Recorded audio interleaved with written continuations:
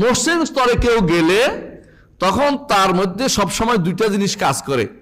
একটি হচ্ছে আল্লাহকে আমি দেখে ইবাদত করতেছি, এটাকে বলা হয় মানজিলাতুল মুশাহাদা, যে আমি তাকে যেন দেখছি। এটা সম্ভব সবার জন্য হয় না, এটা সবার জন্য সম্ভব হয় না, কারণ স্রষ্টাকে দেখার যে অনুভূতি এটা সব মানুষের অন্তরে আসে না। যদি ইবাদত করতে করতে যার মধ্যে আল্লাহ তাআলা এই রহমত ঢেলে দেন, তিনি শুধুমাত্র সারাক্ষণ এই পথে চলতে পারে। যেভাবে হাদিসে আসছে যে মান আদ আলী ওয়ালিয়ান ফাকাদ আযানতু বিল হারব, কেউ যদি আমার ওলির সাথে শত্রুতা করে তার বিরুদ্ধে আমি শত্রুতে যুদ্ধে নেমেছি। আমার ওলি যারা আল্লাহ আমার নৈকট্য অর্জনের জন্য ফরজ ইবাদত চেয়ে ভালো কোনো কিছু নাই, হাদিস আছে এখানে। আর বান্দা ফরজ ইবাদতের পরে নফল দিয়ে আমার আরো নৈকট্য অর্জন করতে চায়, বুঝছেন তো? ফরজ আমলটা কদ্দুর? মুমিন স্তর। আরো একটু বেশি অর্জন করতে চায়, এটা কোন স্তর? মুহসিন স্তর।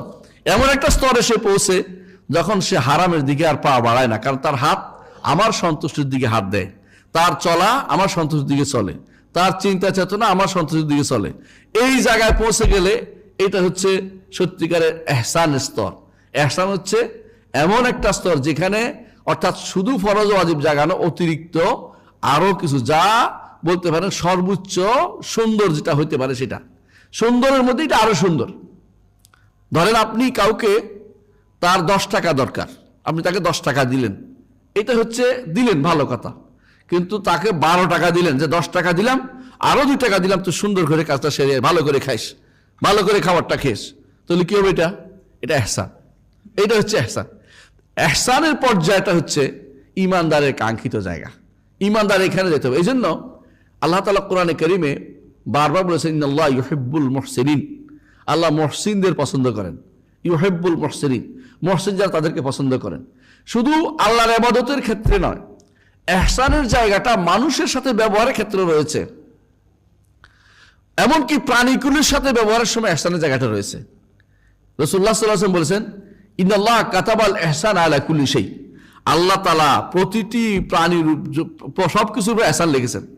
সবচেয়ে উত্তম কাজটি কিভাবে করে লিখেছেন, কিরকম বলেছেন? ইজা কাতালতুম ফাহসিনুল কিতলা, কোনোকে মেরে ফেলতে হলে সুন্দর করে মারো, বুঝছেন কিনা? আপনি একটা কুত্তাই মেরে ফেলবেন, কুত্তা মেরে ফেলতে হলে আগে ল্যাজ কাটে ফেলাই দিয়ে তার কষ্ট দিয়েন না, মেরে সুন্দরকে একবারে মেরে ফেলেন, সেজন্য ঠান্ডাতে আপনি অর্ধেক অর্ধেক কাইটা কষ্ট দেওয়া হলো না, এটা করেন না। ওয়াইজা যাবাহতুম ফাহসিনুজ যিবহা, যদি কোনো জবে করো কোনো প্রাণীকে খাওয়ার জন্য সুন্দরভাবে জবে করো। কিভাবে বলছে? ওয়াল ইউহিদ্দু আহাদাকুম শুফরাতাহু, তোমাদের কেউ যেন ছুরিটাকে ধারালো করে নেয়। কারণ যদি আপনি একটা কি বলে এটাকে, অধারালো কি বলে এটাকে, হ্যাঁ বোতা, যাক আপনার শব্দটা খুঁজে বের করে, আমাদের বোতাই বলে, বোতা দিয়ে যদি এরকম বারবার বলতে থাকেন কি হবে? কষ্ট হবে না? কষ্ট হবে না বোতাই দিয়ে? আর যদি কোনো ছুরি দিয়ে একবার দেন তার রক্ত বেরোয় গেল, শান্তিতে বেরোলো। এর রাসূল বলছেন যে ধারালো করে নাও। ওয়াল ইউরিহ যাবিহাতাহু, জবেটাকে একটু আরামে রুটা যাইতে দাও, খোসাইও না। দেখছেন না কি করে কসাইরা? খোসা। এটা ইহসানের বিপরীত কাজ। ইহসান করতে, ইহসান বলতে কখনো কখনো এটার কারণে আরো মারাত্মক কারণ হইতে পারে, এটার কারণে গুণ মাকরুহ হয়ে যেতে পারে, কারণ সে তো কষ্ট দিচ্ছে এই জন্য।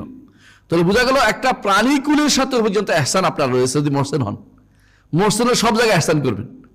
মুহসিন শুধুমাত্র ইবাদত হয় না, মানুষের সাথে, মানুষের ব্যবহারের সাথে, মানুষের ব্যবহারের সাথে ইহসান কিভাবে করবেন? হাদিসের 3টি পর্যায়ে বলা হয়েছে। সেটা কি? একটা হচ্ছে কাফুল আদা, একটা হচ্ছে কাউকে কষ্ট দিবেন না, একটা হচ্ছে বদলুন নাদা, খরচ করবেন মানুষের জন্য। 3 নম্বর হচ্ছে তলাকাতুল ওয়াজ, হাসি মুখে কথা বলবেন। হাসিটা এত মাহাঙ্গা করে ফেলেন না, মাহাঙ্গা বুঝেননি? হ্যাঁ মানে কি? হ্যাঁ দামি মানে বেশি না। তলাকাতুল ওয়াজ, অসুবিধা কি? আপনার একটা হাসি যদি আরেকজনের মনে হাসি, মনে শান্তি ফুটা, অসুবিধা কি? এটাও আপনি রাখেন। একজন মানুষ সর্বোচ্চ পর্যায়ে হচ্ছে মুহসিনের স্তর। মুহসিনের স্তর যে ব্যক্তি পৌঁছতে পারবে আল্লাহ তাকে ভালোবাসবেন, এবং এইটাই কাঙ্ক্ষিত স্তর। মুহসিনের স্তরে কারা ছিলেন?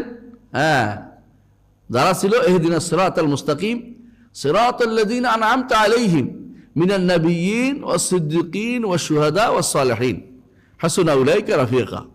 যে মুহসিনের স্তর হচ্ছে নবীরা, সিদ্দিকরা, শহীদরা এবং নেককার বান্দারা, এরা মুহসিন স্তরের মানুষ। মুহসিন স্তরের মানুষ এরা কোনো বাজারে বা ঘাটে বা কোনো দরবারে পাওয়া যায় না, এরা কৃষকও হইতে পারে, একজন কৃষকও হইতে পারে। আমি একজন আলেমের কথা জানি, তিনি বাজারে নিচ্ছেন ছাগল বিক্রি করার জন্য, তার কাছে মনে হলো ছাগলটার কষ্ট হচ্ছে, তো কোলে তুলে লয়ে গেছেন। আপনি চিন্তা করতে পারেন, এ নিয়ে এলাকাতে খুব প্রবাদ আছে যে হুজুরে, রহিমউদ্দিন হুজুরে ছাগলের কষ্ট হবে চিন্তা করে। আমার দাদা ছিলেন উনি, বলতেছি তো বললাম যে বিপদে পড়বে বলতেছি কে করলো এটা। এমনকি উনি বলতেন যে এই একটুকু চাষ করব, আলেম ছিলেন বড়, কিন্তু নিজে চাষ করতে, তখনকার দিনে চাষের অবস্থা ছিল, ঠিক একটুও বাড়াবেন না, না গরুর কষ্ট হবে। চিন্তা করে দেখেন, ওদের মধ্যে একটা ইয়া ছিল যে এহসানের পর্যায়ে কাজ করতো।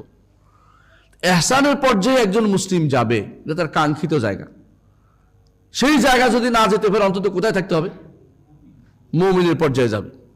মুমিনের পর্যায়ে হচ্ছে ফরজ ও ওয়াজিবের সীমারেখা যথাযথ মেনে চলা, হারাম থেকে বেঁচে থাকা, হারাম থেকে বেঁচে থাকা, এটুকু অন্তত চিন্তা করবে।